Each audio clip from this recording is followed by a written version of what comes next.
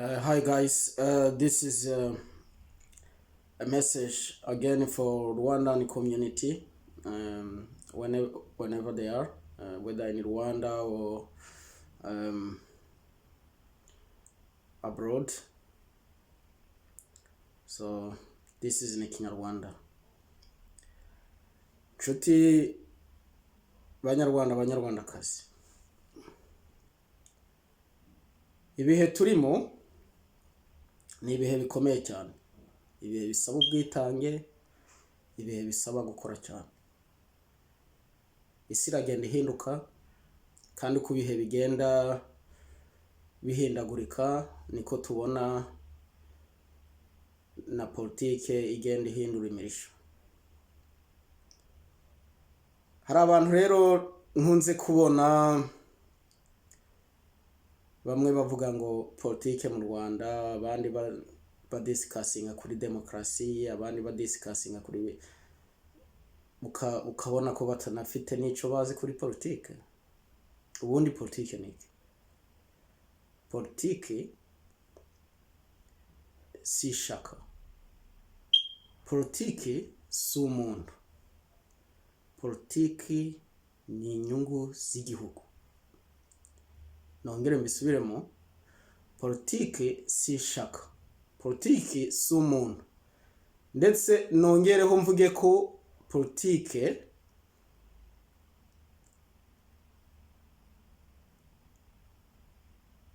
atari system. Politike ni igihugu.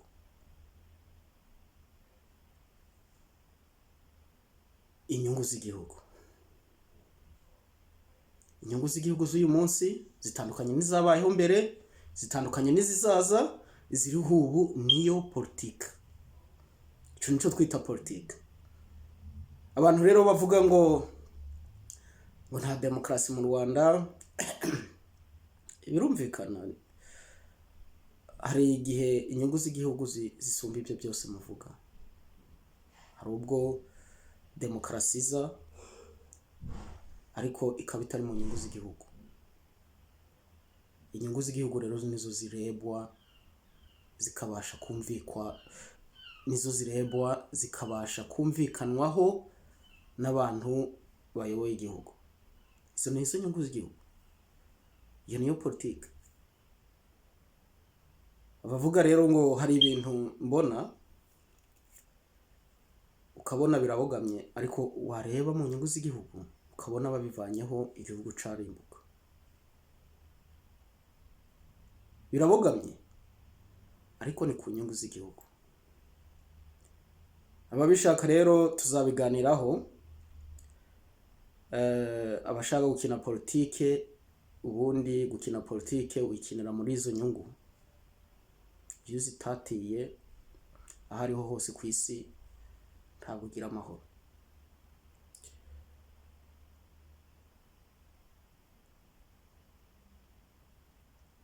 Ntabwo ugira amahoro. U Rwanda rero rwavuye muri jenoside yakorewe abatutsi hejuru y'ubutegetsi bubi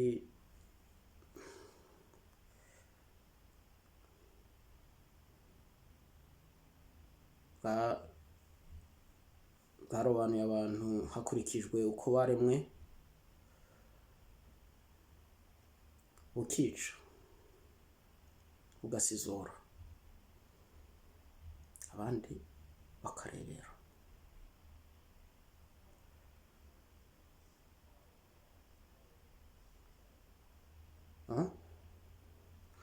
Ibintu ibyo by'ico gihe ubigaruye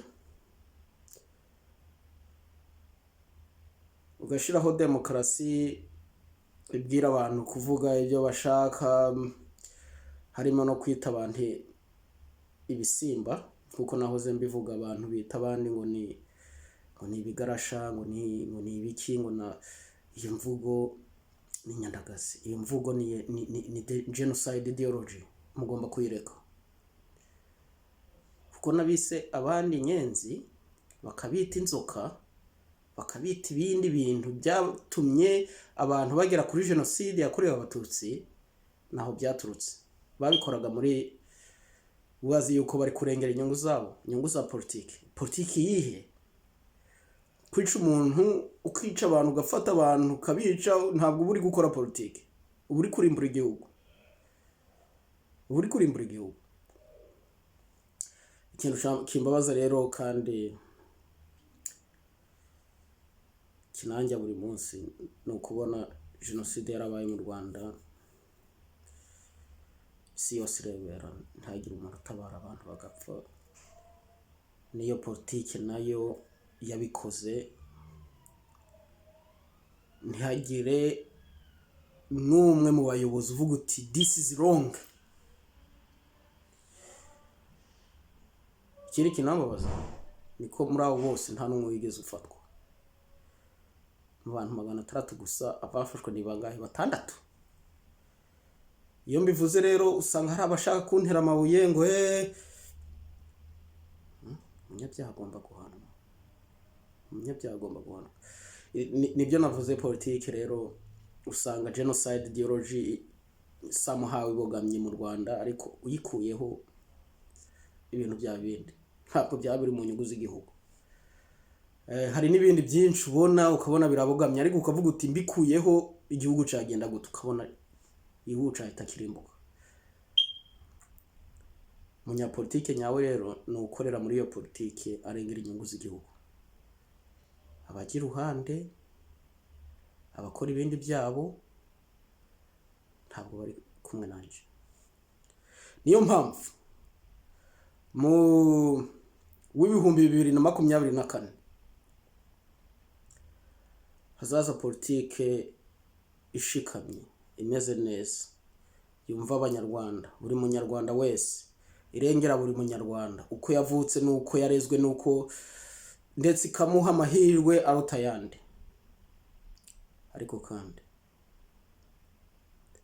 never again bibingiro, never again bibingiro, never genocide in our country, never again, never again. Kuko abantu bapfuye bazira kamama,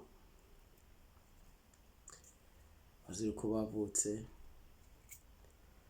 bicwa n'abantu bari baharaniye inyungu zabo ku giti cyabo, atari n'abantu bari baharaniye inyungu z'igihugu.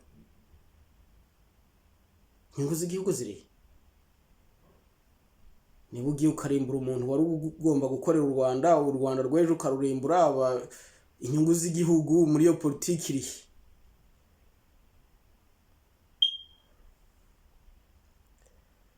My dear compatriots Rwandans, mureke dushire hamwe. Ariko gushira hamwe ntabwo bizashoboka mu gihe tutumva inyungu z'igihugu. Ari ubuyobozi buriho ubu ntibwumva inyungu z'igihugu cyari, ari ubuyobozi bwavuyeho ntibwumvisha inyungu z'igihugu. Abantu bumvisha inyungu z'igihugu ni abami gusa.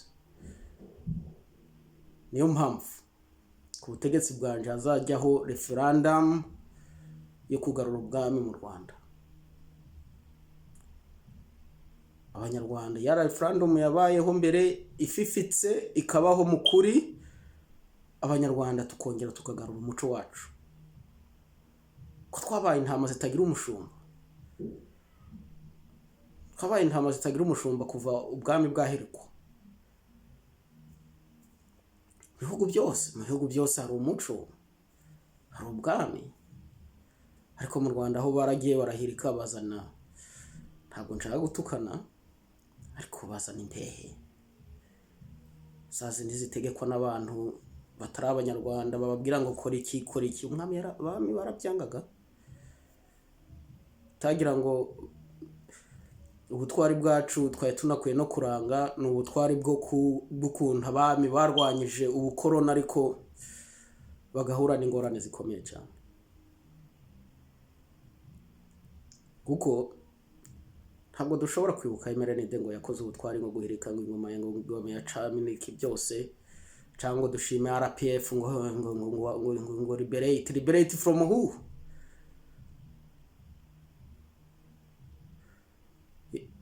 niba ubishatse twaselebratinga yuko wafashe ubutegetsi, ariko gufata ubutegetsi kwawe RPF ntabwo biri mu nyungu za bose, ntabwo biri mu nyungu z'abanyarwanda bose, ntabwo biri mu nyungu z'u Rwanda. Ikintu twaselebratinga nuko ubu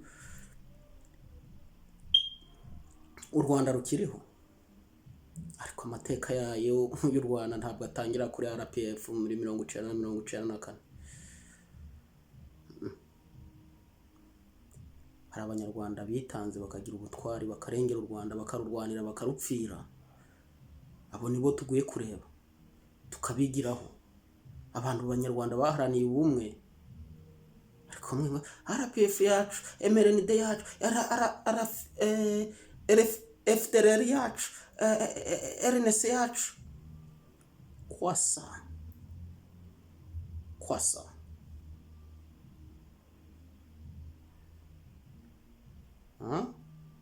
Ndabashimiye rero. Ubundi nkora iminota 10, nzajya nkora iminota 10, ariko mukundane, abanyarwanda mukundane, mumenye inyungu. Icambere cyo gukundana bitangirira mu gukunda igihugu cyanyu. Igihugu cyanyu kirahenze kurusha ishaka, kirahenze kurusha umuntu mubona, kiruta byose. Murakoze.